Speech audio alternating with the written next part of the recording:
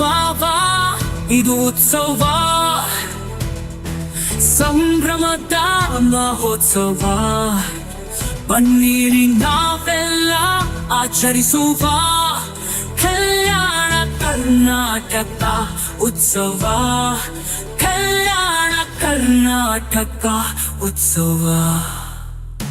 ಉತ್ಸವ ಇದು ಉತ್ಸವ, ಕಲ್ಯಾಣ ಕರ್ನಾಟಕ ಉತ್ಸವ.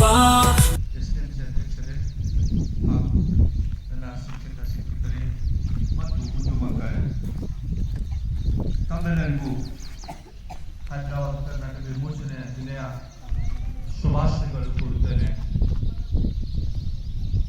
ಪ್ರಿಯ ಮಕ್ಕಳೇ, ತಮ್ಮೆಲ್ಲರಿಗೂ ತಿಳಿದ ಹಾಗೆ ನಮಗೆ ಸ್ವಾತಂತ್ರ್ಯವು 1947ರಲ್ಲಿ ನಮ್ಮ ದೇಶಕ್ಕೆ ಸ್ವತಂತ್ರವಾಯಿತು. ಮೊನ್ನೆ ತಾನು 40 ತಿಂಗಳನ್ನು ಆಚರಣೆ ಮಾಡಿದೆವು, ಹೌದಾ? ಇದಕ್ಕಿಂತ ಸ್ವತಂತ್ರ ಆಗೋದಕ್ಕಿಂತ ಪೂರ್ವದಲ್ಲಿ ನಮ್ಮ ದೇಶ ಯಾವ ವರ್ಷದಲ್ಲಿತ್ತು?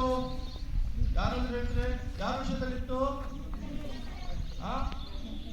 ಬ್ರಿಟಿಷರ ಒಂದು ವರ್ಷದಲ್ಲಿತ್ತು. ನಮಗೆ 1947ರಲ್ಲಿ ಸ್ವತಂತ್ರ ಸಿಕ್ಕರೂ ಸಹ ಇವತ್ತಿನ ದಿನ ಕಲ್ಯಾಣ ಕರ್ನಾಟಕ ದಿನವನ್ನು ಏಕೆ ಆಚರಣೆ ಮಾಡ್ತಿದ್ದೇವೆ? ವಿಮೋಚನೆ ಅಂದ್ರೆ ಏನು? ವಿಮೋಚನೆ ದಿನ ಅಂದ್ರೆ ಏನು? ಯಾರು ಗೊತ್ತಾ? ವಿಮೋಚನೆ ಅಂದ್ರೆ ಏನು? ವಿಮೋಚನೆ ಅಂದ್ರೆ ಬಿಡುಗಡೆ ಹೊಂದಿರ್ತಕ್ಕಂಥ ದಿನ, ಮುಕ್ತಿ ಹೊಂದಿರ್ತಕ್ಕಂಥ ದಿನ. ನಾವು ನಮ್ಮ ಗಡಿಭಾಗವು 5 ಜಿಲ್ಲೆಗಳು ನಿಜಾಮನ ವರ್ಷದಲ್ಲಿತ್ತು. ಸ್ವಾತಂತ್ರ್ಯ ಸಿಕ್ಕಿತ್ತು. ಸ್ವತಂತ್ರ ಸಿಕ್ಕಿತಾ ಇಲ್ಲ? ಸಿಕ್ಕಿತ್ತಲ್ಲ? ಸ್ವತಂತ್ರ ಸಿಕ್ಕರೂ ಸಹ 1 ವರ್ಷಗಳ ಕಾಲ, ಎಷ್ಟು ವರ್ಷ ಕಾಲ? 1 ವರ್ಷಗಳ ಕಾಲ ನಮ್ಮ ಒಂದು ಗಡಿಭಾಗಕ್ಕೆ 5 ಜಿಲ್ಲೆಗಳಿಗೆ ಸ್ವತಂತ್ರ ಸಿಕ್ಕಿಲ್ಲ. ಈ ನಿಜಾಮ್ ಅಂತಕ್ಕಂಥ ಅರಸನು, ಹೈದರಾಬಾದ್ ನಿಜಾಮ ಅರಸನು ಈ 5 ಜಿಲ್ಲೆಗಳನ್ನ ತನ್ನ ವಶದಲ್ಲಿಟ್ಟುಕೊಂಡು ತನ್ನ ಆಳ್ವಿಕೆಯನ್ನು ಮಾಡ್ತಿದ್ದ. ಏನ್ ಮಾಡ್ತಿದ್ದ?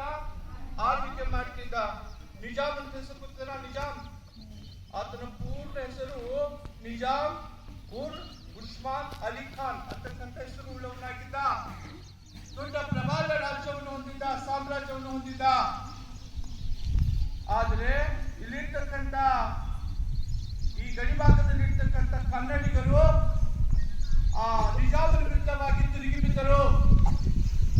ನಮ್ಮ ಬೀದರ್ ಜಿಲ್ಲೆಯ ಗೋರ್ಡಾ ಅಂತಕ್ಕಂಥ ಗ್ರಾಮದಲ್ಲಿ ನೀವು ಹೋಗಿ ನೋಡ್ಬೋದು. ಅಲ್ಲಿ ಈ ದಿನವನ್ನು ನೆನಪಿಸ್ತಕ್ಕಂಥ ಒಂದು ದೊಡ್ಡ ಸ್ಮಾರಕ ಮಾಡಿ ನಿಲ್ಲಿಸಿದ್ದಾರೆ.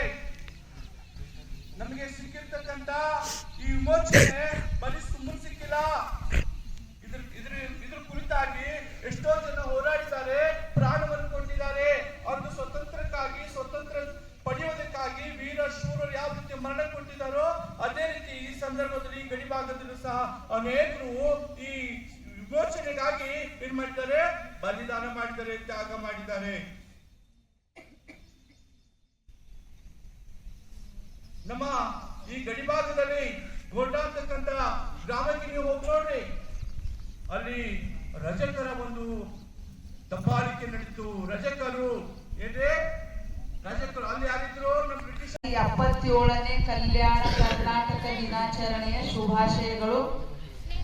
ಇದು ನಾವು ನಮ್ಮ ಶಾಲೆಯಲ್ಲಿ ಬಹಳ ಸರಳವಾಗಿ ಈ ಕಲ್ಯಾಣ ಕರ್ನಾಟಕ ದಿನಾಚರಣೆಯನ್ನು ಆಚರಣೆ ಮಾಡ್ತಾ ಇದ್ದೀವಿ ಅಂತ ಹೇಳಿ. ಈ ಕಾರ್ಯಕ್ರಮದ ಬಗ್ಗೆ ಗಣಪತಿ ಸರ್ ಅವರು ಬಹಳ ಕೂಲಂಕುಷವಾಗಿ ಒಂದು ಕಲ್ಯಾಣ ಕರ್ನಾಟಕ ಹೇಗೆ ಒಂದು ಈ ದಿನಾಚರಣೆ ಬಗ್ಗೆ ಬಹಳ ವಿಶೇಷವಾಗಿ ಮತ್ತು ಬಹಳ ಸವಿಸ್ತಾರವಾಗಿ ಹೇಳಿದ್ದಾರೆ. ಅದ್ರ ಬಗ್ಗೆ ನಾನು ಹೆಚ್ಚಿಗೆ ಹೇಳೋ ಅವಶ್ಯಕತೆ ಇಲ್ಲ ಅನ್ನಿಸ್ತದ. ಇವತ್ತು ಪೂರ್ಣ ದಿನ ಶಾಲೆ ಅದ, ನೀಡ್ರ ತನಕ ಶಾಲೆ ಅದ. ಎಲ್ಲ ಮಕ್ಕಳು ಶಾಲೆಯಲ್ಲಿ ಇರಬೇಕು. ಯಥಾಗತವಾಗಿ ಶಾಲೆ ನಡೀತದ. 24ರಂದು ನಿಮ್ಮ SA1 ಪರೀಕ್ಷೆಗಳು ಚಾಲು ಆಗ್ತಾವ. ಅದಕ್ಕೆ ಎಲ್ಲರೂ ಕಂಪಲ್ಸರಿ 24 ತನಕ ಒಂದಿನಾನು ಸೂಟಿ ಮಾಡಬೇಡ್ರಿ, ಶಾಲೆಗೆ ಬರ್ರಿ. ಈಗ ಎಕ್ಸಾಮ್ ಎಲ್ಲಾನು ಈ ಒಂದು ಕ್ಯಾಮರಾದ ಅಡಿ ನಡೆಸ್ಬೇಕಂತ ಮೋಸ್ಟ್ಲಿ 10ನೇ ಅವರು ಕಣಜಿಗೆ ಹೋಗೋ ಪರಿಸ್ಥಿತಿ ಬರಂಗದ ವೆಬ್ಕಾಸ್ಟಿಂಗ್ ಮಾಡ್ತಾರಂತ ಕಣಜಿಗೆ ಹೋಗೋ ಒಂದು ಇದನ್ನ ಇಟ್ಕೊಂಡಿದಾರ. ಅದು ಇನ್ನ ನಿಖರವಾಗಿ ಅದು ಮಾಹಿತಿ ನನಗೆ ಇನ್ನ ಸಿಕ್ಕಿಲ್ಲ. SA1 10th ಪ್ರಶ್ನೆ ಪತ್ರಿಕೆಗಳು ಬ್ಯಾಂಗ್ಳೂರ್ಲಿಂದ ಬರ್ತಾವ. ರಾಜ್ಯ ಮಟ್ಟದಲ್ಲಿ ಪರೀಕ್ಷಾ ಮಂಡಳಿಯವರೇ ಅದನ್ನ ಕಳಿಸ್ತಾರಂತ. ಅದಕ್ಕೆ ನೀವೆಲ್ಲ ಒಂದಿನೂ ಸೂಟಿ ಮಾಡೋದ್ನಾಗ ಇನ್ನ ಒಂದು ವಾರ ಅದ ಪರೀಕ್ಷೆ ಅಷ್ಟೇ.